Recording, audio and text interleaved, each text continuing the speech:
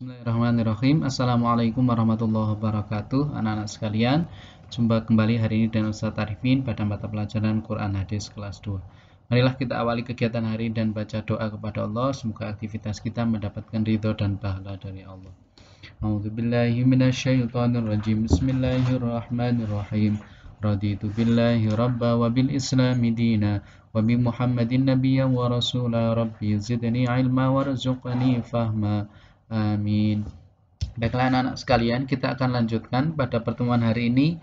Kita masuk di bab keempat, yaitu tentang larangan atau hadis larangan mencela makanan. Insyaallah akan kita bahas setelah ini. Anak-anak sekalian, di bab keempat ini kita awali dengan sebuah hadis yang diriwayatkan oleh Abu Hurairah.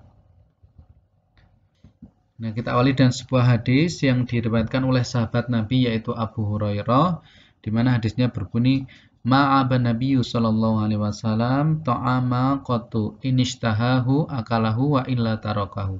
Jadi Rasulullah tidak pernah mencela makanan sama sekali. Sama sekali Rasulullah sama sekali itu artinya belum pernah sekalipun mencela makanan.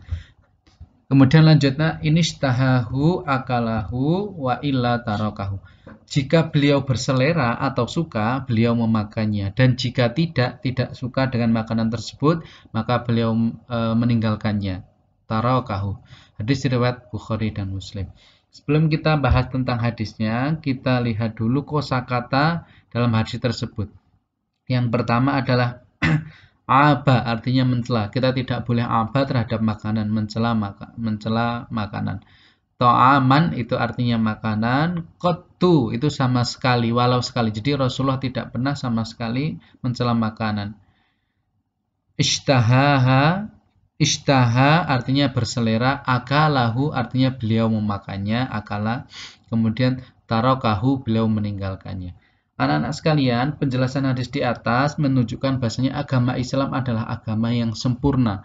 Dan di antara bentuk kesempurnaan agama Islam yaitu Allah juga mengatur tentang etika dalam makanan. Baik mau makan, ketika makan maupun setelah makan. Islam mengajarkan pada umatnya untuk tidak mencela makanan. Kalau seseorang suka dengan makanan, maka dia harus berpikir. Kalau kalau seseorang dihidangkan artinya diberi makanan, maka dia harus mengetahui bahwasanya makanan itu merupakan nikmat dari Allah, bukan yang lain. Selain nikmat dari Allah itu juga merupakan bentuk karunia yang harus disyukuri. Kalau kita mengeluh misalnya, saya nggak suka sayur, saya nggak suka makanan ini. Bayangkan anak-anak, orang-orang yang di luar sana yang tidak mampu itu tidak bisa milih makanan. Dia milihnya makan atau tidak makan. Kalau kita milihnya, saya nggak mau makanan ini, maunya yang ini. Gak bisa ganti makanan. Oh, kalau orang yang tidak mampu, pilihannya cuma satu. Hari ini saya makan atau hari ini saya tidak makan. Nah, anak-anak sekalian, makanya Ustaz Arifin menganjurkan anak-anak yang di rumah, kalau memang tidak alergi makanan apapun, kalau itu halal, tolong dinikmati dan disyukuri. Jangan kita terlalu banyak pilih-pilih, saya sukanya ini, saya sukanya ini. Itu tidak baik. Masya Allah, Ustaz Arifin juga orang yang tidak terlalu milih-milih dalam makanan. Kalau ada makanan, insya Allah semuanya dan halal, insya Allah Ustaz Arifin suka. Nah, jadi harus disyukuri betul bahasanya makanan itu adalah karunia dan nikmat dari Allah. Karena banyak orang yang tinggal sana tidak punya makanan. Kemudian anak-anak sekalian, kisahnya tadi, hadisnya Rasulullah adalah semua makanan itu Rasulullah tidak pernah mencela. Jadi anak-anak kalau ada makanan misalnya terlalu kecut, terlalu asin, terlalu manis, atau pahit, atau misalnya ada yang tidak enak, jangan dicela. Kalau itu halal, jangan dicela. Kalau memang tidak suka, maka nggak usah dimakan. Tapi nggak usah bilang, wah, iki asin, nggak mau aku, misalnya. Atau misalnya, saya nggak suka ini, soalnya ini bikin saya pusing. Nggak usah bilang. Kalau memang tidak suka, diam dan tinggalkan. Nggak usah diambil. Itu adalah akhlak yang sempurna. Itu adalah akhlak yang baik yang dicontohkan Rasulullah. Jadi, kita tidak boleh sekalipun mencela makanan. Maksudnya makanan di sini termasuk minuman. Kalau tidak suka dengan minuman ya tidak usah diambil dan tidak perlu mencela minuman tersebut. Dan anak-anak sekalian, ada hal penting tentang hadis ini yaitu tentang adab makan. Jadi adab makan yang pertama adalah ridho dan menerima makanan yang ada. Itu yang pertama. Sebelum baca doa adalah betul-betul ridho, itu artinya ikhlas. Ya Allah, apa yang ada sekarang ini makanan saya ikhlas dan saya ridho. Tidak mencelanya, jika suka makanlah, jika tidak tinggalkan. Jadi kalau ada makanan di atas meja misalnya, ini yang tidak suka, nggak usah diambil kalau nggak suka. Dan nggak usah bilang, saya nggak suka ini pahit. Nggak usah bilang, teko nggak usah diambil.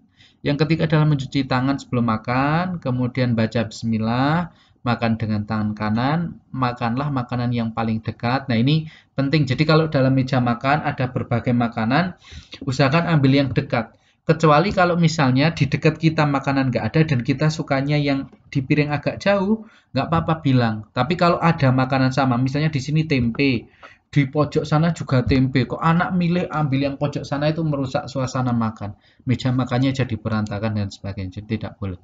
Kemudian yang ketujuh adalah membaca Alhamdulillah setelah selesai makan, kemudian menjilati sisa makanan di tangan, kemudian mencuci dan membersihkannya. Nah, maksudnya ini bukan jorok ya, jadi menjilati itu dalam rangka supaya setiap makanan yang ada di piring itu habis. Kalau anak-anak bisa, makanya Ustadz Arifin udah dididik dari dulu ketika SMK. Kalau maem mesti piringnya bersih.